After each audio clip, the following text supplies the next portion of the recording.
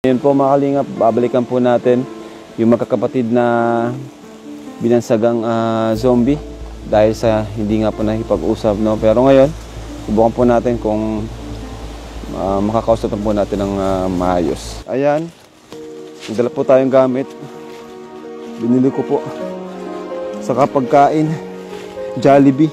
Mga basic lang po na kailangan nila kasi wala pa naman po silang maayos na bahay. Uy!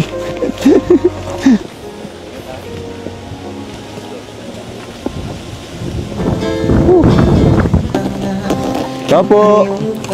Pwede po pumasok? So, ayan po. At dito tayo ulit kalimutan ko ang pangalan. Ayan po. Ayan po tayo kinakausap mga kalingap. Dito ka. Para makita mo sila at nagtatago na naman po sa atin. May dala po tayo mga kalingap higaan dito para may maayos po silang natutulugan. Para sa inyo to Sa inyo to Ayan. At ilang kayo dyan? Ni, dito kayo ni. So huwag kayo maya sa akin. Hindi naman ako masamang tao. Totoy, dito ka Toy. Totoy. Halika Toy. Dito ka Toy So huwag kayo matakot sa akin ako si Kuya Rab, di ba? Medyo malayo nilakad namin para dalhin itong mga gamit. May kutsyon dito. May mga dala pa kayo mamaya papasok doon. Ano? Huwag tayong matakot kasi kailangan nyo to. Kailangan nyo humarap sa mga tao. Kailangan nyo makipag-usap. Hindi pwedeng habang buhay na lang ay andito kayo. Diba? Tama, no? Oh, very good. Kasi dapat mag-aral din kayo. Magsumikap. Huwag kayong matakot sa tao. Ano ang pangalan mo? Chris. Chris. Ikaw, Toy. Anong pangalan mo, Toy? Oh, hindi nagsasalita si Totoy. Ikaw, Melissa, no? Ikaw si Melissa? Ayan, anong pangalan ng katabi mo? Bea. Ha? Bea. Ayun.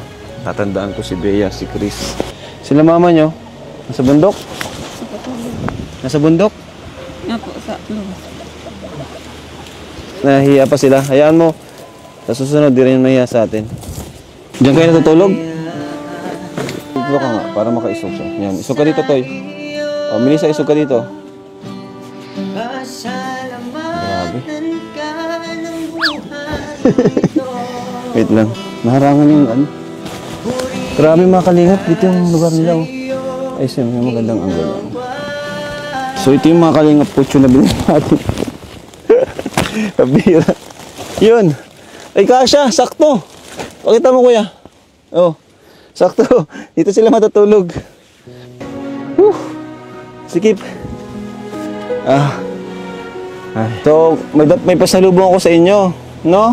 Ikaw, Gilo. Jollibee natin dyan. Huwag kayo matakot sa akin. Oh, nakatalikod na naman sila, Melissa. Oh. Masarap yan. Oh, Chris. Sige, nakatikim ka na yan? Hindi pa. Tama-tama yung punta natin at yung dinala natin kasi hindi pa daw sila nakakatikim nitong Jollibee. Chicken Joy at spaghetti. Alam mo to, Toy? O, Chris, anong sasabihin mo? Salamat. Yun. Marunong naman pala. Sige na, Melissa. Huwag ka nakatalikod. Si Bea, bigyan mo si Bea. Ito, madami to. 1, 2, 3, 4, 5, 6, 6 to. Tama-tama, 6 sila dito. May dala tayong mga tsinelas, timba, no? May unan tayo dito. Marami tayong unan, guys, para sa kanila. May banig tayo. Pandoble to para hindi naman malalamig sa likod, no? Andito kami para tumulong sa inyo sa abot ng aming makakaya. Uy, andyan na si Nanay.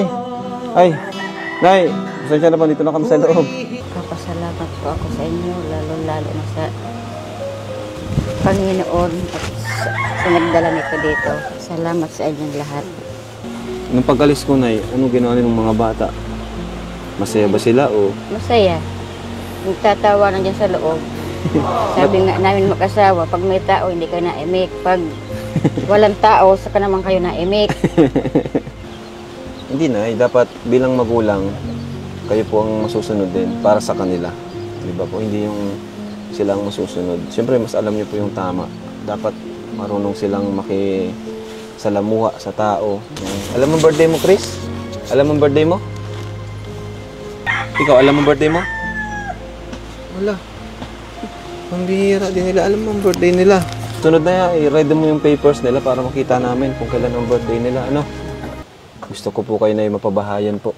Dapat may lupa din. Ano? Sabihan niyo po kami. Kung may lupa po kayo mahanap dito. So ito na mula naman po to sa akin. 5,000 pesos po mula kay Kuya Rab ng Tintalino. Yan po, sa inyo po yan. Hindi po, Kuya Rab. Ingatan niyo po yan, Naya. Tutulungan namin kayo kasi deserve niyo pong tulungan. Gusto po namin talaga matulungan itong mga bata, makapag-aral. Talagang hindi sila nagsasalita. Takot sila sa tao.